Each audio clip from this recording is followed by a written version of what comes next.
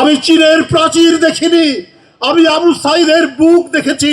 চীনের প্রাচীরের মতো দাঁড়িয়ে থেকে কি করে গুলি খায় সেই দৃশ্য আমি দেখেছি। প্রশান্ত মহাসাগরের পানি জল আহনাফের মায়ের চোখের পানির সমতুল্য হবে না।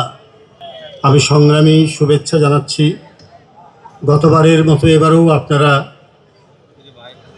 এই স্মৃতিতর্পণ অনুষ্ঠানটি করছেন মোমবাতি প্রজ্বলনের মধ্যে দিয়ে। এই আলোক শুধু সাময়িক নিশীথের অন্ধকার ঘুচাবে না, এই আলোক ভুবন ভরা আলোক হয়ে থাকবে। জুলাইয়ের শহীদদের স্মৃতি আমাদেরকে আলোকিত করবে, আমাদেরকে প্রজ্বলিত করবে, আমাদেরকে প্রেরণায় উদ্দীপ্ত করবে, অন্যায়ের বিরুদ্ধে আবার কোনো নতুন সংগ্রামে এগিয়ে যাওয়ার প্রেরণা যোগাবে। উপস্থিত ছাত্র বন্ধুরা, জাতীয়তাবাদী ছাত্র দল তো শুধু জুলাই আগস্টের গণতন্ত্রের সংগ্রামের জন্য প্রস্তুত হয়নি, ওরা তো দীর্ঘ 17 বছর লড়াই করেছে, সংগ্রাম করেছে এবং মৃত্তিকার সাথে সংশ্লিষ্ট তাদের সংগ্রাম। তা না হলে তাদের বন্ধু আজকে জনি নেই কেন? তাদের বন্ধু তেজগাঁ কলেজের জাকির নেই কেন আজকে এই সমাবেশে?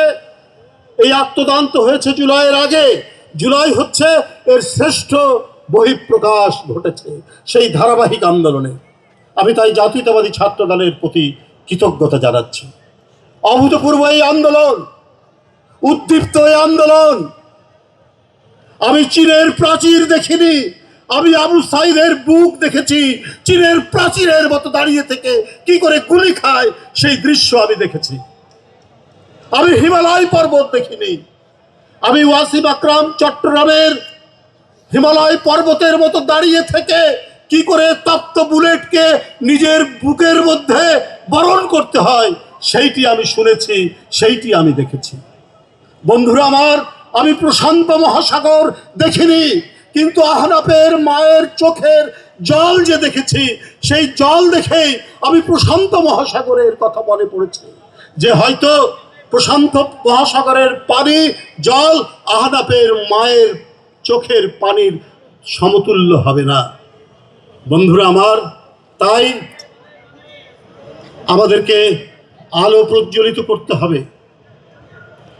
শুধু আলো প্রজ্বলিত শুধু একদিনের জন্য নয়, প্রতিদিন সব কটা জানালা আমাদের খুলে রাখতে হবে। ওই শহীদরা আসবে, চুপি চুপি আসবে, আমাদের স্মৃতিতে তারা ধারণ করব। আমরা ধারণ করে আমাদের মনের মধ্যে যাতে কোনো ধরনের বিবেকহীন কোনো স্বপ্ন না জাগ্রত হতে পারে সেই তাড়নাটা তারা দেবে। কোনো অগণতান্ত্রিক শক্তি, কোনো অগণতান্ত্রিক স্বৈরাচারী কোনো ধরনের পদক্ষেপ, কোনো শক্তির যাতে আর আগমন না ঘটতে পারে, তাই তাদের স্মৃতি একটি মাসের জন্য নয়, একটি দিনের জন্য নয়। আমি তাই বলেছি, সব কটা জানালা খুলে দাও, তারা আসবে, তারা আমাদেরকে জাগিয়ে রাখবে। কারণ